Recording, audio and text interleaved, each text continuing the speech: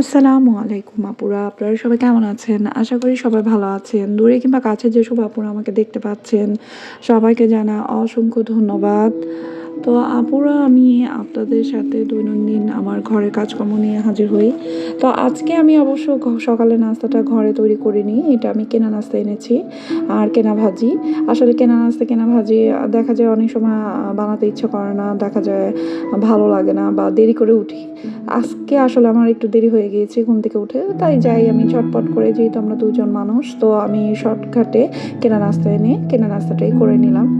তো আজকে আমি দৈনন্দিন ঘরের কাজকর্ম যেভাবে করি, তো সেগুলো নিয়ে আপনাদের সামনে হাজির হই। তো এই আর কি। তো আমার এখানে আমি ভাবলাম যে যেহেতু নাস্তার পর্ব শেষ, তো আমি ঘরটা গুছিয়ে নিই। আসলে আপুরা, দেখা যায় উপরতলাতে অনেক ধুলাবালি, মানে ধুলাবালি ৩ বার করে ঝাড়তে হয় প্রত্যেক দিন। বিছানার চাদর আমার দেখা যায় আমি 10 দিন পর পর আমার চাদর উঠিয়ে ফেলি, কারণ আমি ধুলাবালি ঘোলাটে হয়ে যায়, আমি দেখা যায় ঘুমাতে পারি না।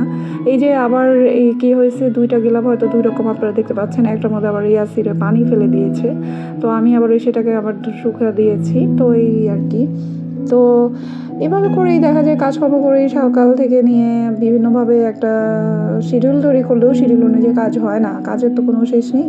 তো সেভাবে করে গুছিয়ে নিই, মানে তো এখনও ফার্নিচারগুলো মুছে নিব, মুছে আমার এই কসমেটিকগুলো একটু মুছে দেবো। দেখা যায় কি প্রত্যেকটা জিনিসে এত ধুলো পড়ে, প্রত্যেক দিন পরিষ্কার করি, প্রত্যেক দিন মুছি, তারপরে দেখা যায় আবার সন্ধ্যা না হইতে বারান্দার দরজা তো আমি খুলতেই পারি না, দেখা যায় ধুলা উড়ে উড়ে, মানে বাতাসের সাথে ধুলা আসতে থাকে, এই অবস্থা। তো কে আর করা, তো যে মানে এগুলো প্রত্যেক দিনই পরিষ্কার করতে হয় এইভাবে, যেহেতু এটা আমার নিত্যদিনেরই কাজ। আর পরিষ্কার পরিচ্ছন্নতা থাকা তো আসলে এটা আমাদের সবার ক্ষেত্রেই উচিত, যেহেতু এটা আমাদের একটা কাজের অংশ। তো এই আর কি, আমি যা ভাবা, তো আমার দেখেন প্রত্যেকটা জিনিসের এলোমেলো করে ফেলে, যেহেতু একটা নির্দিষ্ট স্থানে রাখলো। আর সবচেয়ে বেশি খারাপ লাগে ধুলাবালিতে, মানে খুবই ভরে যায় আর কি, বাতাসে উড়ে উড়ে প্রচণ্ড ধুলা। তো এই জন্যই আমি আর কি একটু মুছে রাখি ফার্নিচারগুলো, নিয়মিত মুছে এবং আমার জিনিসপত্রগুলো পরিষ্কার পরিচ্ছন্ন করে রাখার চেষ্টা করি, এই আর কি। তো আমার আসলে আজকে রান্নার পর্বটা আমি পরে করব, যেহেতু আজকে আমি একটু দেরি করে উঠেছি, এই জন্য আমি নাস্তাটাও কিনে খেয়েছি, আপনাদের সাথে শেয়ার করেছি। এখন আমি আমার ঘরের কাজকর্মগুলো করার পরে আমি রান্না করব, যেহেতু অনেক দেরি করে নাস্তা করেছি, তো ভাবছি একটু রান্নাটাও দেরি করে করব, কোনো মানে এই অবস্থা। তো এক দিন দেখা যায় কি, অনেক সময় আমি অনেক রাত করে ঘুমালে, অনেক সময় সকালবেলা উঠতে অনেক সমস্যা হয়। অ্যালার্ম দিয়ে রাখলেও আমার দেখা যায় আবার অ্যালার্ম বন্ধ করে আমি আবার ঘুমিয়ে থাকি, উঠতে পারি না, চেষ্টা করি যে না একটু উঠবো এই আর কি। তো যাই ভাবা, অবশ্য আমি চাও খেয়েছি, আপনাদের সাথে শেয়ার করিনি। আমি আমার অবস্থা হচ্ছে কি, আমি নাস্তার পরে চা না খেলে আমি কোনো কাজই করতে পারবো না। চা হোক, কফি হোক, যেটাই হোক, মানে আমার কাজের আগে এগুলো খেতেই হবে। আর কাজের সাথে এটাও আমার একটা জরুরি জিনিস, না হলে আমার মাথা ভার থাকে, মাথা ব্যথা থাকে, আমি কোনো কাজই করতে পারি না, মানে অভ্যাস হয়ে গেছে আর কি। তো এই, তো শীত যেহেতু চলে গেছে, আমার কাছে এখন আর শীত লাগে না, তো কম্বলটাও আমি বাইরে মেলে দিয়েছি। তো ভাবলাম যে একটু রোদে দিয়ে তারপরে এটাকে উঠে ফেলবো, হয়তো এই অবস্থা। আর এলোমেলো তো থাকবে এগুলো, মানে গুছিয়ে রাখলেও নষ্ট হয়ে যায়। আর স্বাভাবিক, এটাই স্বাভাবিক, প্রতিদিনের কাজই প্রতিদিন গুছিয়ে করি।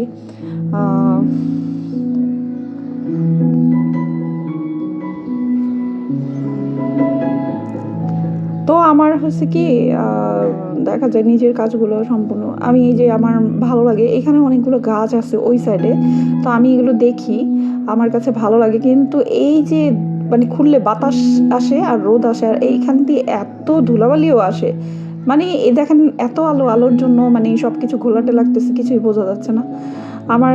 মানে আমি বারান্দায় খুব একটা বেশি বের হই না, খুব কমই দাঁড়াই। যখন আমার একটু মনটা খারাপ থাকে, আমি তখন বারান্দায় যাই, একটু দাঁড়ায় দেখি, গাছগুলো দেখলে আমার মনটা ভালো হয়ে যায়, এমন অবস্থা। আর ওই যে বললাম যে আমি গাছ লাগাইতে চাই, কিন্তু গাছ লাগাইতে পারি না, কারণ এত এত ধুলাবালি আর এত এখান দিয়ে যখন বৃষ্টির দিন ছিল, আমি তো এখানে আমার আসছি প্রায় অনেক দিন যাবৎ ভাড়া। তো এখানে যখন বৃষ্টির পানি আসে, মানে পুরা আমার ঘর পর্যন্ত চলে আসে। তো এইখানে টব লাগানো নিরাপদ না, পুরো কাদা কাদা হয়ে যাবে এমন অবস্থা, এই জন্য আর লাগানো হয়নি। তো যাই হোক,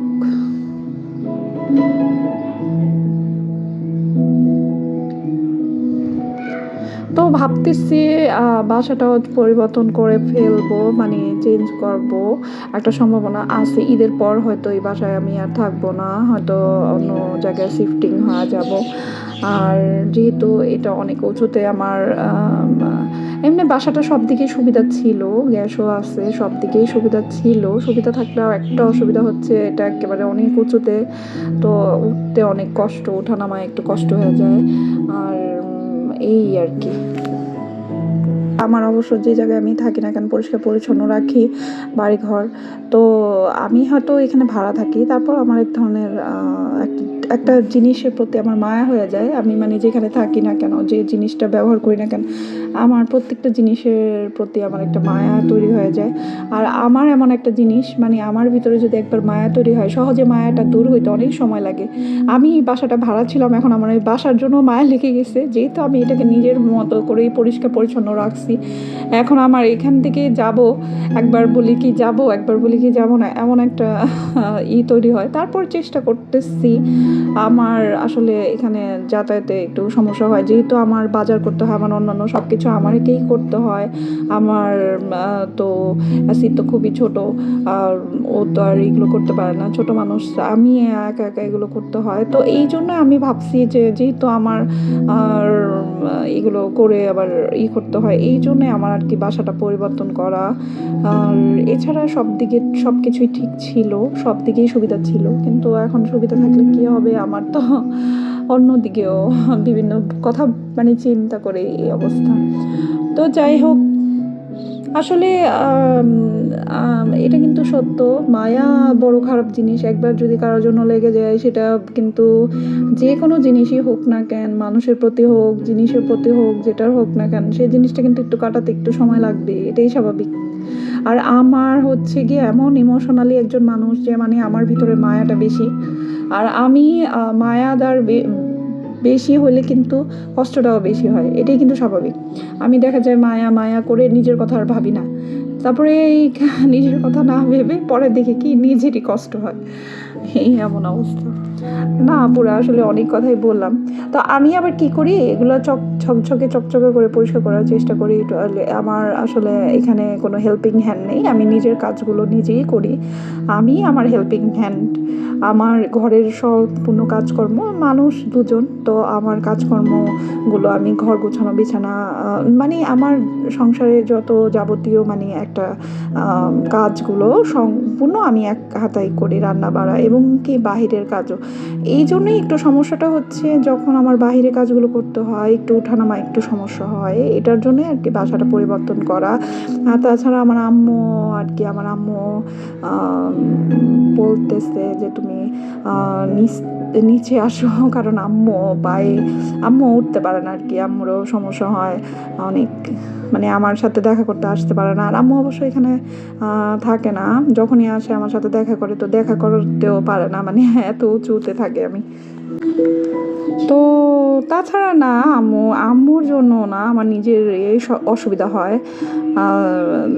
আমার নিজেরও অনেক সমস্যা হয় ওঠানামা করতে, অন্যান্য কাজকর্ম করতে। তারপরে আমার ছোটো খালা আছে, আমার তো একটাই খালা, আমার খালা তো আমাকে অনেক যথেষ্ট আদর করে, স্নেহ করে, যেহেতু আর খালাও আসতে পারে না, বলে কি তুমি অনেক উপরে থাকো, এই জন্য কেউ মানে আসতে চায় না সহজে, যে এই জন্য মানে এটাই আমার কাছে খারাপ লাগে যে আমি থাকবো, মুরব্বীরা অন্তত, মুরব্বীর মধ্যে আমার এই ছোটো খালাটা আর আমার আম্মুতে, এরা যদি আমি ওনাদের আশেপাশেই থাকি, কিন্তু তারপরে যদি না আসতে পারে, তো জিনিসটা তো ভালো লাগে না আমার কাছেও।